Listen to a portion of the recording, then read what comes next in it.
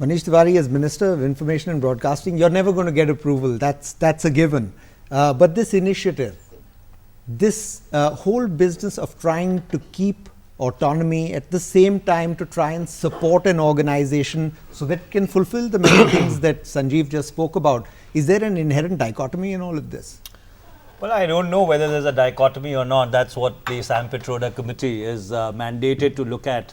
And I don't think it'll be appropriate on my part to really second guess those deliberations. But going by the record of committees in the past. But having said that, I think that in addition to the education, health, and the developmental mandate which a public service broadcaster essentially should have, there is also another mandate. And the mandate is that when you have such a diverse broadcasting space, who can become the golden mean around which people, as I said earlier, depending upon what their news agenda is, can really revolve. And the reason why I say that is because healthy debate is important for a democracy.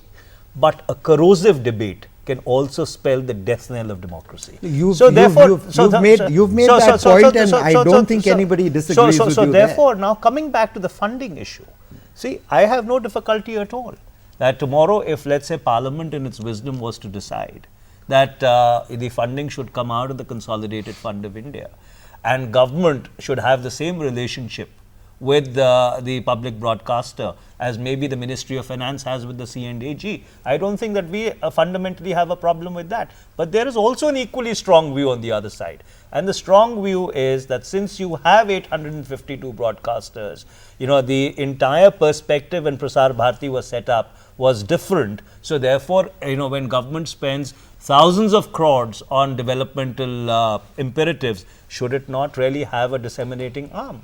So there are equally strong arguments on both sides. No, that is not a public broadcaster. That is not a public broadcaster. Which goes to the root of the argument, whether you require a public broadcaster or not. Government situation. That's what it's going to be. I think Manish really means what he said about him not having a problem if the government had the same kind of relationship to Prasar Bharati as it has to the C&AG. I think there's a very bright future for Prasar Bharati, because the point is, I think the essential principle has to be, no matter how you come up with the funding, and you can have different formulas. For example, the BBC formula is that every television viewer in the UK pays a service tax.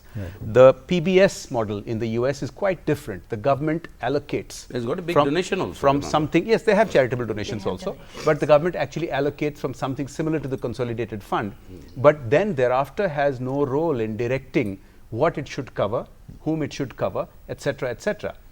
So I think formulas can be figured out if the government is serious and if the rest of us are serious in Parliament to make it happen.